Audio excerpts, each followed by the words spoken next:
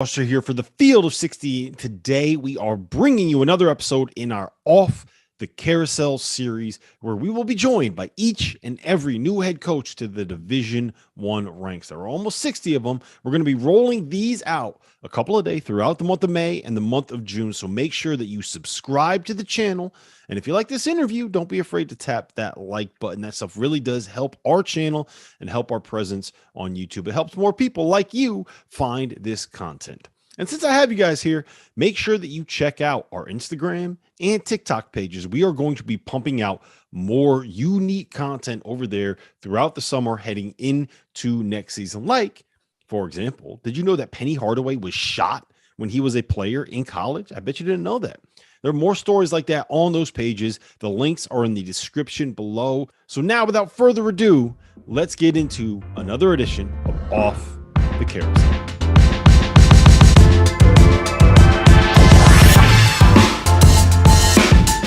All right, Jeff Goodman here with the Field of 68 in the latest edition of Off the Carousel with new Jackson State head coach and former NBA player Mo Williams. Mo, how are you, man?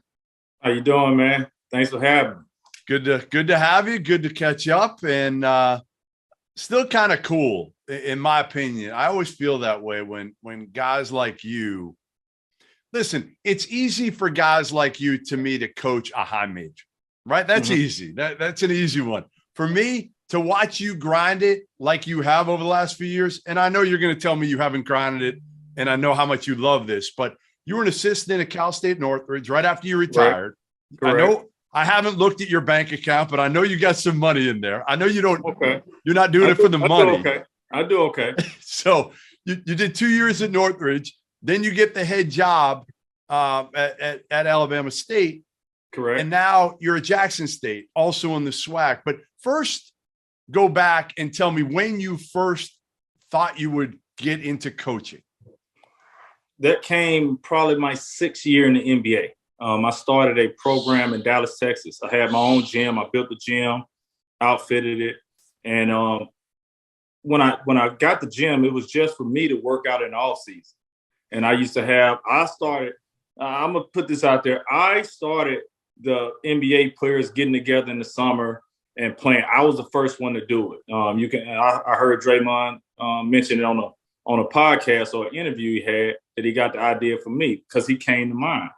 And what we did was we called it Grind Week. And it was a week long. We had all NBA players coming in and we just worked out together. And we worked out together. We played ball together and we kicked it at night and we had fun doing it. And that thing kind of took off. But the coaching part, to answer your question, then it turned into the youth basketball aspect where guys just started to flow into the gym just to work out and be around because I was still playing at the time. Then all of a sudden, I had connections. I had connections at Nike at the time, and I was like, well, I'm going to start a program. And my first year in the program, I had the likes of Emmanuel Mudiay, that was a top pick, Terrence Ferguson, that's a top pick, PJ Washington, that's, was a top pick, Tyrese Maxey played on my team, and a host of other guys that's still in college playing today. And when I started that program, every year the season was over, whether I was in the playoffs or not, as soon as that day was over, I was going to Dallas and I was coaching my teams at practice every single day. So that's where the passion was, and it began for me. And when I retired, it was the aspect of I know I want to coach what level, right? And I know I could have went on an NBA bench or been a player developer, whatever the case may be. But I wanted to impact kids because I was doing it already at youth level. And what I realized is a lot of guys that I had on the youth level, they was getting lost in transaction in college some kind of way and just kind of falling off. So I wanted to touch guys in that realm of college right before they meet life, right? Meet that word called life and see if I can help them in that regard. So that's what brought me to where I am today. No, listen, you can impact a whole lot more at the college level than you can at the NBA level. Absolutely. Not to say you guys all think you know everything. Though. It's different. Yeah. Because you realize when you're coaching 18 to 23-year-olds in that realm, you realize that they really not adults. Right. they really don't know. And the difference is, as a pro, no matter how young that pro is, they have a lot of say-so in where they want to go. And it's on them to accept coaching and to accept development. On a collegiate level, they don't have a choice because they don't know. They're looking, they're searching. They want that, whether they insubordinate at times or they're a knucklehead or they just take all of it in, which the guys that we love. But it's just a difference. All right. So last 2 years, you've been the head coach at Alabama State. What's it been like? What's the biggest thing that you've learned being a head coach? Just experience, right? You know, with anything, when I took the job, that's all they can say about me. Well, he don't have any head coaching experience. Well, I was a rookie in the NBA at one point in time too, right? That turned into a 14-year NBA career, one-time All-Star and an NBA champion one time. So at the end of the day, you want to get the only way you get experience by going through it. You got to go through year one, year two. So all that experience brought me to today where I am a lot better as a coach, as a communicator to these young adults, like I mentioned. And those things is going to keep progressing, you know, and this is something I have a passion for. This is something I foresee myself doing for a long time until I, you know, decide that, you know, I want to focus on my kids. But at the same time, my kids call me every single week and tell me to put some on their green light card, you know, so so for me, you know, it's more so of showing my kids too, in a way, Jeff, showing my kids how to work, you know, how to get up every day and have a purpose. And I love what I do. I have a passion what I do. I follow you and you work your tail off. And I know you have kids of your own. And your kids look at dad. Yeah, he's gone. He's doing this. He's doing that. But they going to respect the fact that he got up every single day and worked.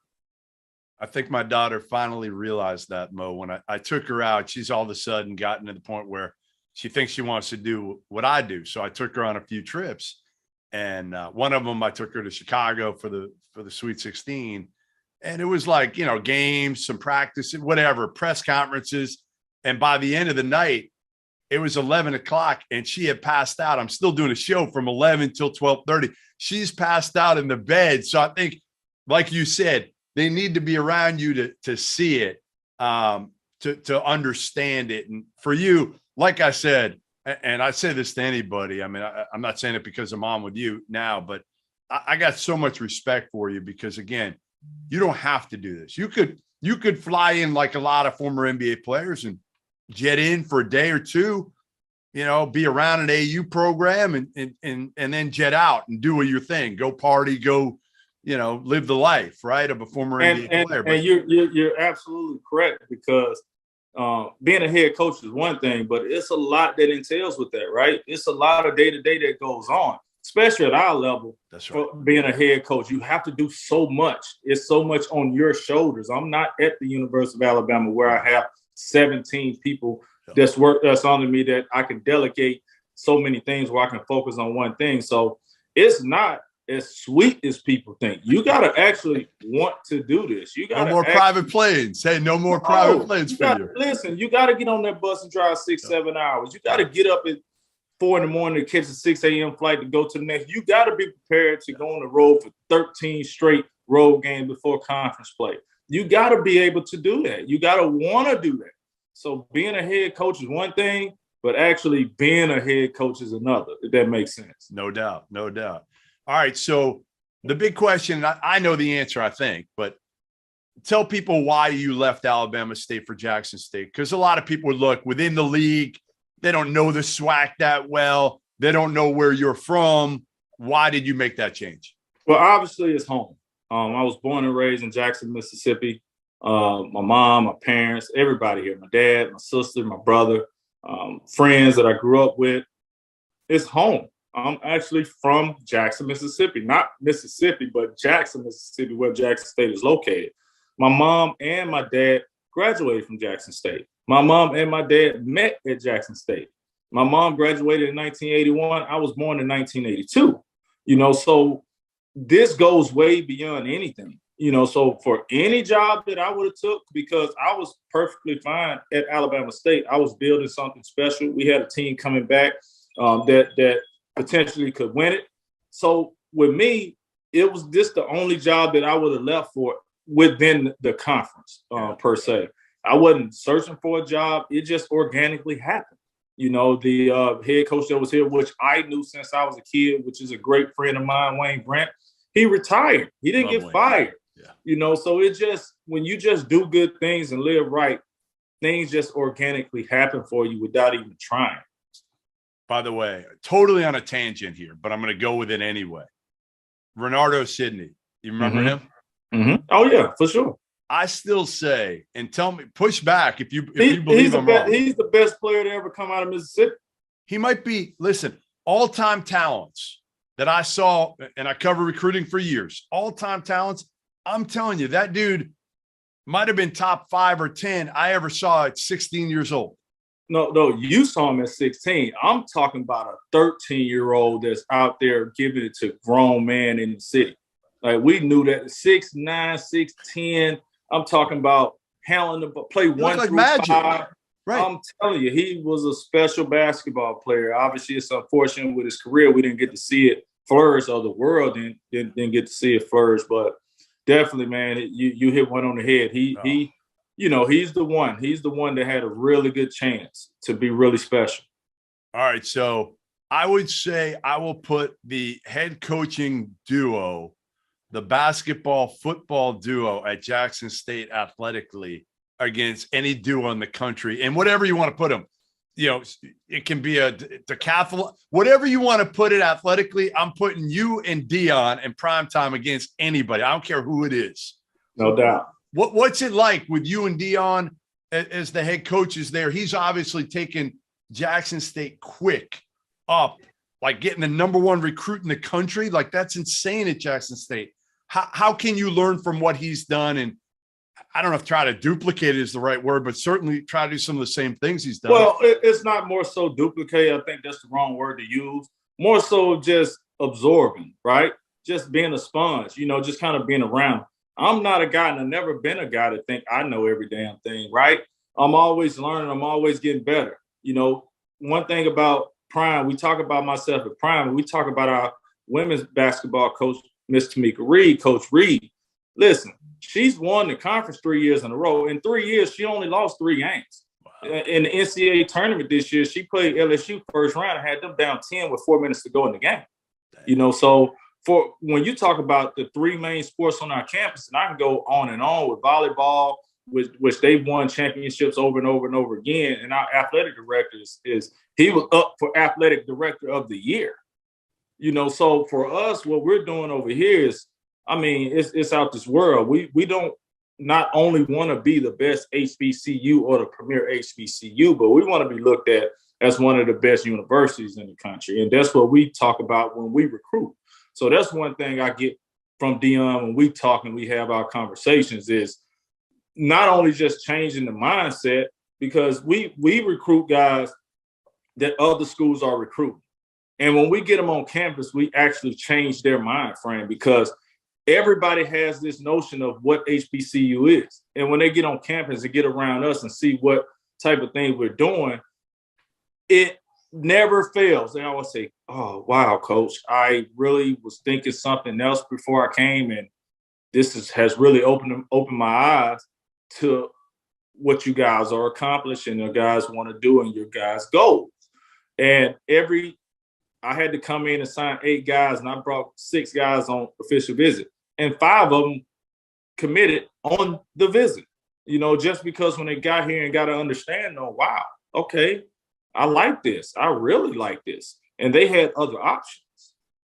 Well, I think, you know, it's got to help you in recruiting to have Prime doing what he's already doing too. And like absolutely. You said, the women's without a doubt. And you know, you have, I can hear it in your voice, just all you know about the school already. You have that pride because you are from there. So like you have history that you can reflect back to. Absolutely. Listen, ever since I can walk and talk, I've attended every Jackson State football game and basketball game growing up. You know, it was 10 minutes from my house. You know, so for me, and my parents are diehard Jackson State alumni. You know, so I grew up, you know, at this university. I have memories of every homecoming week. And I don't know what other homecomings are going on. It's nothing like a Jackson State homecoming. When I was at the University of Alabama as a student athlete, I didn't miss Jackson State homecoming when I was there. Yeah, I don't care who we was playing that weekend. I was going home. That's cool. So for me, Jackson State has always been a part of my life. And going a little bit further, even when I was in the NBA, I've always donated to the University of Jackson State. I sent them when I took the head coaching job and my gym closed down and I had a court, I had 4 goals, I had scoreboards, I had weight equipment, you name it, 16,000 square foot space.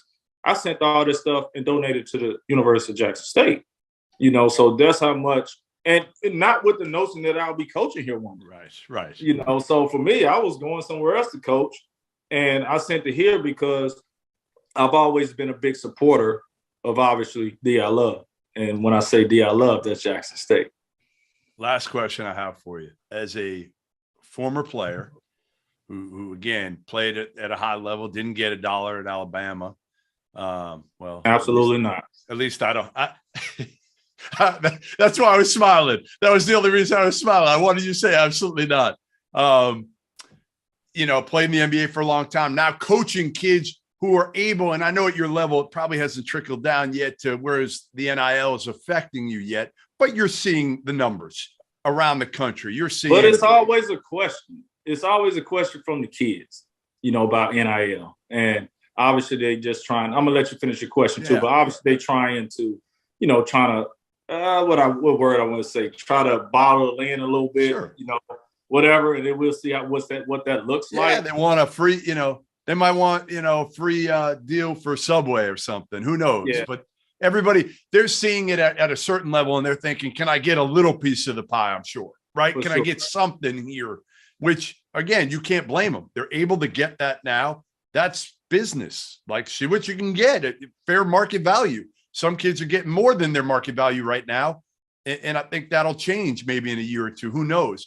But what's your overall take on this? Is this good for college basketball right now, Mo, that kids are getting paid, which is great, but it's becoming – I don't know. I mean, I feel like, again, it's getting a little bit out of hand because you've got these collectives that are raising money for these schools and just doling out money to kids that really haven't earned it yet, especially coming in as recruits. Like they haven't. I agree. It's based on your recruiting ranking. I agree. It's not regulated enough yet, right? There's not enough rules in place, and I don't think they know what rules to set forth at the moment. So I think it's just kind of, for lack of better words, it's the wild, wild west right now. It's kind of, and it hasn't trickled down to our level. It's more on a bigger level. You see the, Saban and, the coaches in the SEC feeling a certain way. But listen, the doors is open. What you expect him not to take advantage of it when he can? So I don't blame him for that. If I was in a position at Jackson State to take advantage of it, absolutely I would. Yeah. But to say, I look at it from a different lens. I look at it as a parent that has a son at the University of Alabama right now about to graduate. And I look at my time of, guess what? He didn't have a scholarship. So every semester, I'm paying 10 to 12, 15 grand for him to go to school. Yep. Not only that, I'm paying for his apartment every month that come up. Not only that, I'm zelling him, $300-400 for gas and extracurricular activity he want to get involved with. So when I look at that standpoint from that lens, I look at it as a fact of you got a talented player, no matter if he earned it or not, but it's out there. We can go from guys that's in the NBA that's getting deals and people say, how did he get that much? He don't deserve that much. Whatever the case may be, it was available for him. He got it. Sure. It's not up to you to decide how much he gets, right? But from the point I'm making is I look at those parents that if their son goes to a college, when I went to college, I wouldn't get nothing. It wasn't no NIL deal out there where they don't have to come out their pocket, not only not to pay for school, but they don't have to worry about their kid because these kids like to go buy PlayStation 5. They like to go buy the best Jordan that come out. You know, when school out, they like to go on their little vacation. That costs money. So that comes out of parents' pockets. So if kids can be in a position where their parents don't have to come out their pocket for anything, and when they do get that money, now we can teach them financial literacy. Now you get money in school. You're in school for a reason. So now we can teach you how to take care of this money. Maybe go put some of this money in stock. Maybe go, obviously the crypto is big. Maybe learn more about that. Whatever the case may be. Hey, go buy you a $10,000 rental property and learn how to get in real estate. So I think that's the next level to it. Not try to regulate the money they get. Just get an understanding or get a new job title on campus where you are teaching these kids how to delegate their money instead of getting that money and going and doing all the crazy things in the world. You know, so I look at it from a different lens, obviously. No, and I wish my son had an NIL deal. Yeah. I like that though, because you're right. You know it because you lived it. Once you get into the league, it's hard, man. It's hard because everybody's coming after you. Then you don't know what to do, who to give your money sometimes, where at least in college, you can start to learn that ahead of time. That may be a lower number, but it's still learn the basics. But you have your guys like, you know, the top 3 picks in the draft this year, you know, or I use Alabama, for example, because I followed him, like J.D. Davison. Like he has good NIL deals over there. So he can be smart enough or make his mistakes young. That's right. And when he do get the big payday, he don't be like myself when I was a rookie where I didn't know what to do with it. I had to learn, right? So now he goes into it, everything already in place. Maybe he takes some classes at school because he's getting the money where that helps him. Maybe I'm going to go in business finance and I'm going to learn how to do how much money in these taxes, how to do my taxes, how to write off certain things. Okay, I'm going to just start me a business, start me an LLC and write this off so I can lower my taxes. I didn't learn none of that stuff. Didn't know anything about it. You let somebody else do it all. There you go. Yeah. So now if you learn how to do those things, you might get somebody to do it, but when you read that paper, you know how to read a financial statement. You understand what's going on. So I think it's just looking at it from a different lens. I do, you know, so for me, I think it's great that the NIL deal, and it's fairly young, just like the transfer portal. So I think in years to come, the transfer portal is going to be regulated a little bit more. You know, so at the end of the day, it's just, like I said, for lack of better words, it's the wild, wild west right now on both regards, the NIL and the transfer portal. Yeah. All right, there you have it. Field of 68 off the carousel with new head coach for Jackson State. Back home, Mo Williams. Good stuff, Mo. Thanks, man. Appreciate it. Appreciate you.